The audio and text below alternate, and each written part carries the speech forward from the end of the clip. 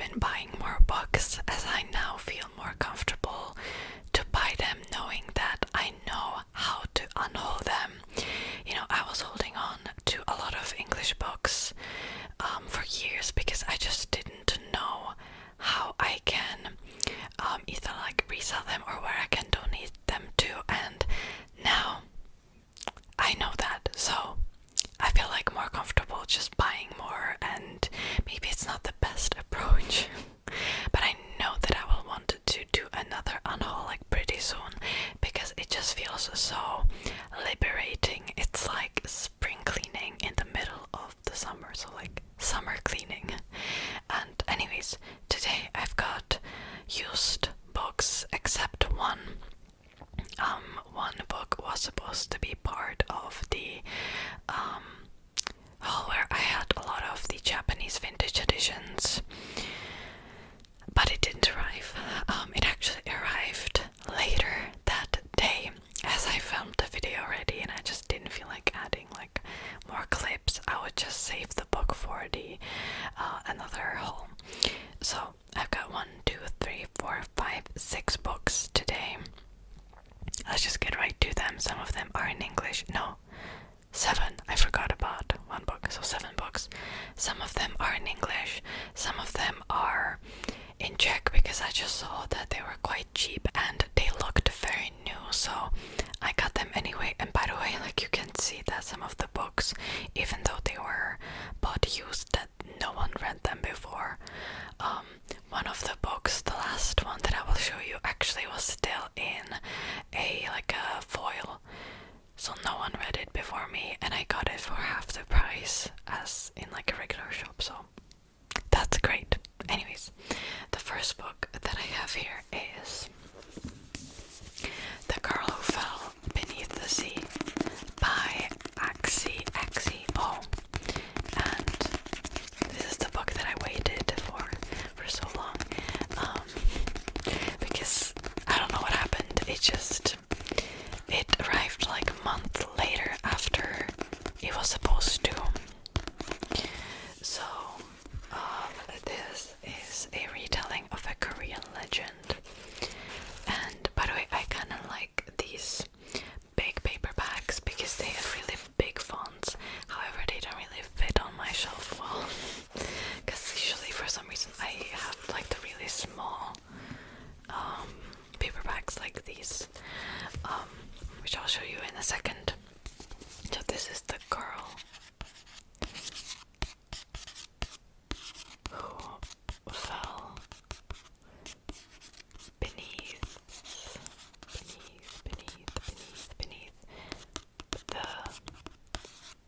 the sea. And look at this cover, guys. Look at this cover.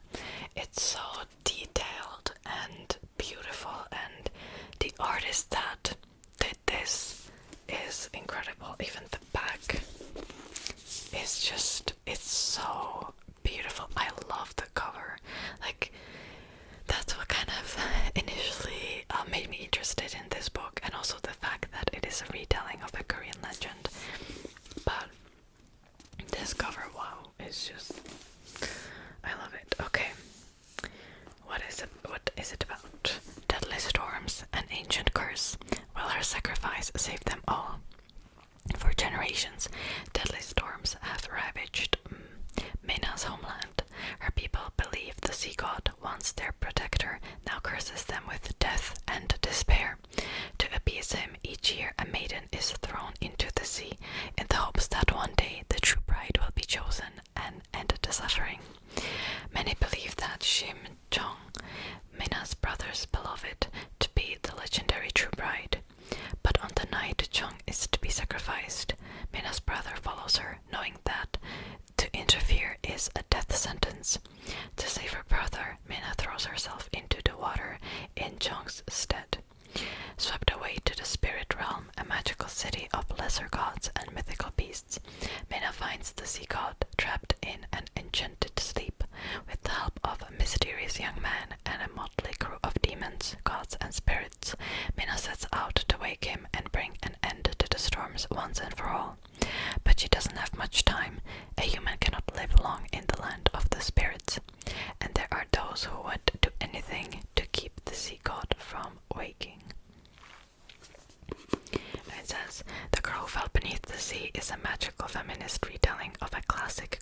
legend, perfect for fans of Uprooted and Miyazaki's Spirited Away.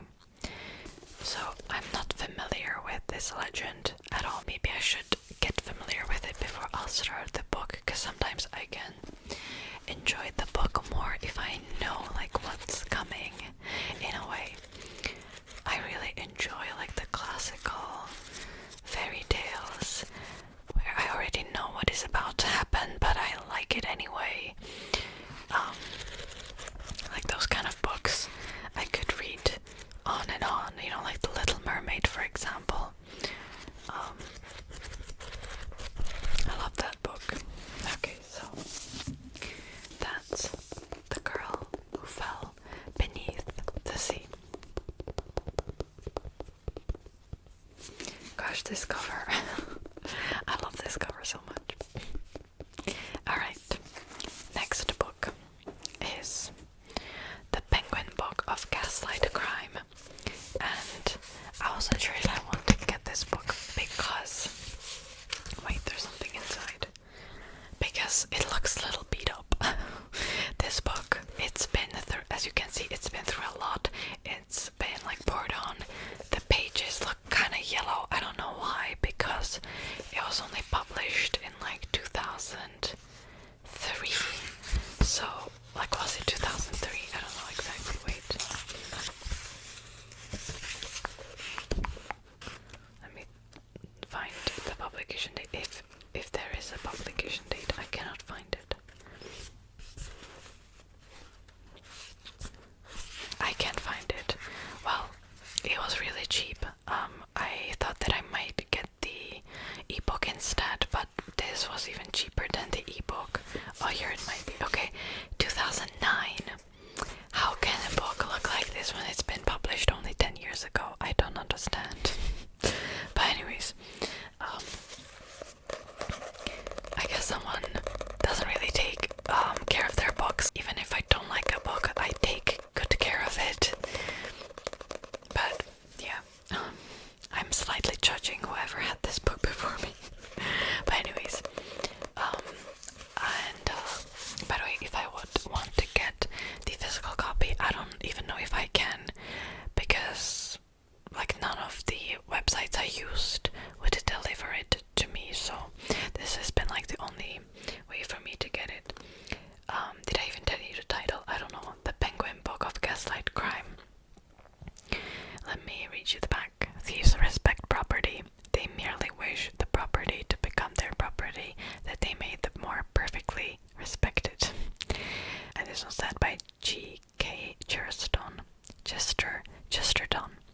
Take a trip back to a time when criminals armed themselves with wit rather than with guns, and the pinnacle of crime-fighting technology was represented by Sherlock Holmes' magnifying glass. Edited by award-winning author and editor Michael Sims, The Penguin Book of Gaslight Crime presents, for the first time, the best crime fiction from the Gaslight era gathered in a single volume. All the legendary thieves are present, from Colonel Clay to Get Rich Quick Wallingford, burglaring London and Paris, conning New York and Ostend, laughing all the way to the bank. Also featured are stories by distinguished writers from outside the mystery and detective genres, including Sinclair Lewis, Arnold Bennett, and William Hope Hodgson. Gosh, I'm so bad at reading today, I don't know what happened. So, I was really interested in this book, so it looks a little beat up, I gotta admit, but it's okay. This book is only like 250 pages, by the way. Alright. The other book that's also a Penguin classic is The Last Day of Socrates by Plato.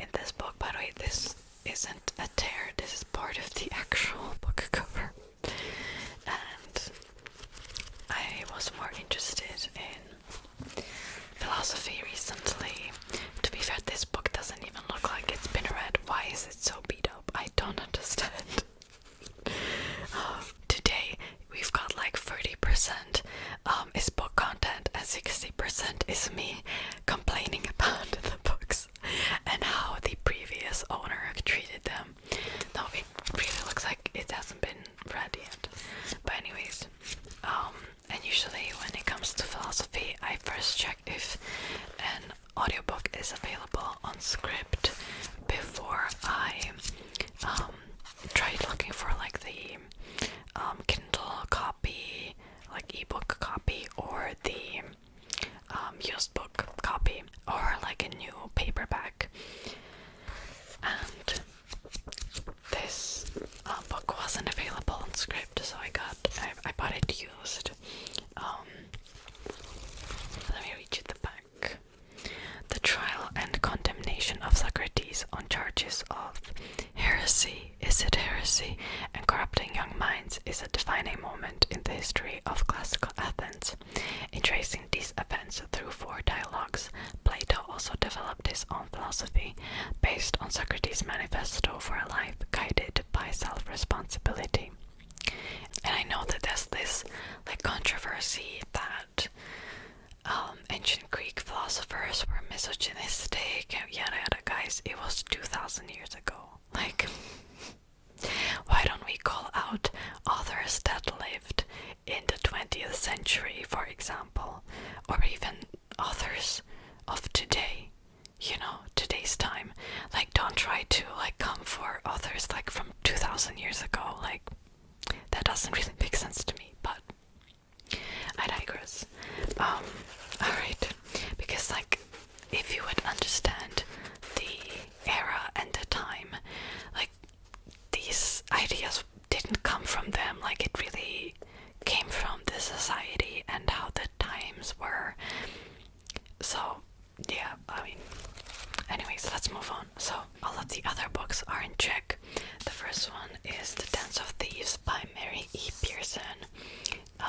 This is the spin-off, is it, from the Kiss of Deception series that I haven't even read yet. But I've heard how good the series is, The Kiss of Deception, and how good this book is as well, which is why I got it. I know nothing about it, and I'm worried that if I'll read you the back, I will be spoiled. This book looks like it hasn't even been read yet. Oh, actually, it hasn't been read because you can see the bookmark is still here. And I got it for cheaper. Isn't that wonderful? And maybe just the person would tuck it in. I don't know. I approve of this book's condition, okay? And, you know, I actually really like Czech hardbacks because they open all the way and they're not as overpriced as English hardbacks.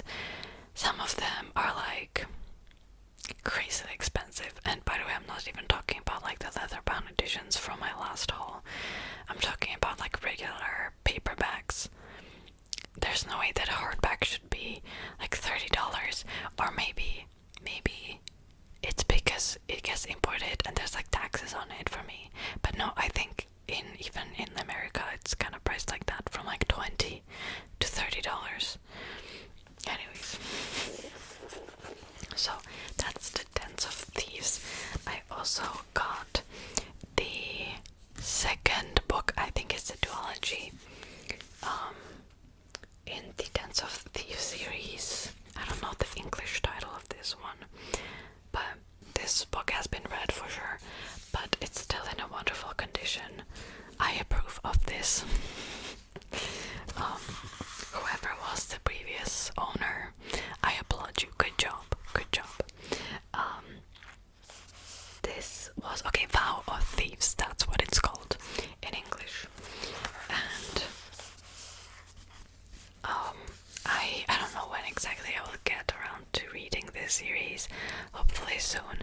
At first I want to read the Kiss of Deception series. I cannot just go into spin-offs randomly. I have to read the series first. Kind of like with the Six of Crows. I started reading the Grisha trilogy first. What's it? Shadow and Bone. That's what it's called, right? I've read that one first, and then I never got around to Six of Crows. I became stuck on that trilogy. I finished it, but then for some reason I never continued with Six of Crows. Maybe I should. There's so many books that I want to read right now. My TBR is crazy. It's crazy. But anyways, hopefully I will get around to this book soon. It's YA, I think.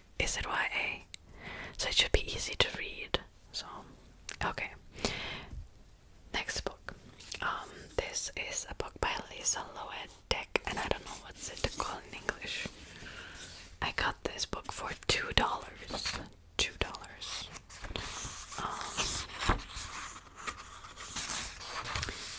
A Shiver of Snow and Sky.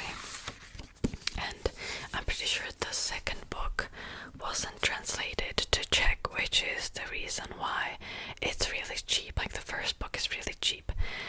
Look at this cover though. I think I haven't seen this cover on any other edition, and it looks so pretty. Just the mountains, and then like this person riding a horse, and then the dragon, and then the northern lights, and it's so beautiful. Okay, today I think we've got 60% of me complaining about the book's condition, 30% of me showing you the books, and 10% of me just admiring the covers. And it's like a northern fantasy, or it's inspired by northern mythology. I don't know exactly. I just got interested in it because of the cover and the really cheap price, and I have no issues like reading the sequel in English, which might be an issue for a lot of people. So I got it.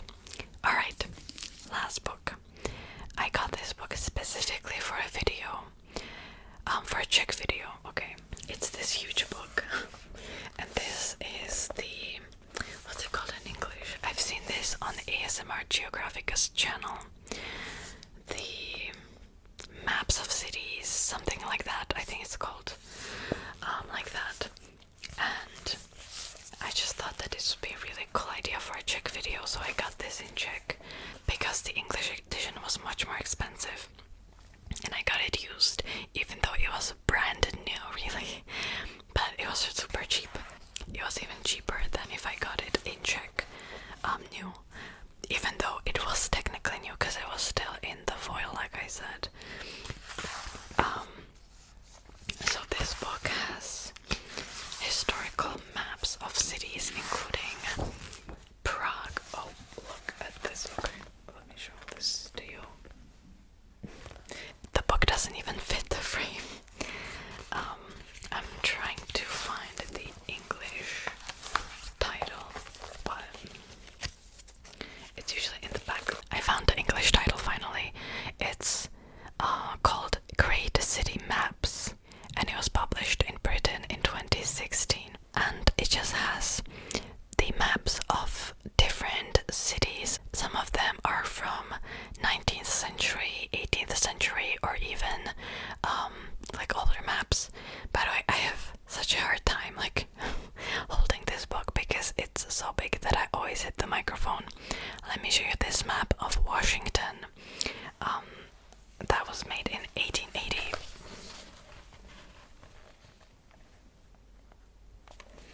And just stay tuned for those videos if you don't mind watching subtitles. I think I will exclusively do this series in Czech only, since this book is in Czech. It kind of makes sense. I will start with the city of Prague, but at first I need my hand injury to heal because I cannot like open my hand properly, and that's a bit of an issue if I wanted to trace something and show you something on the map. Yeah, so I need my hand to heal first. Hopefully it will heal quickly. It will take probably a couple of weeks, and then I will finally film the video, and maybe it will be coming out soon. I don't know when exactly this video will be going up on my channel, but yeah. So that's the Great City Maps Czech edition. Alright, so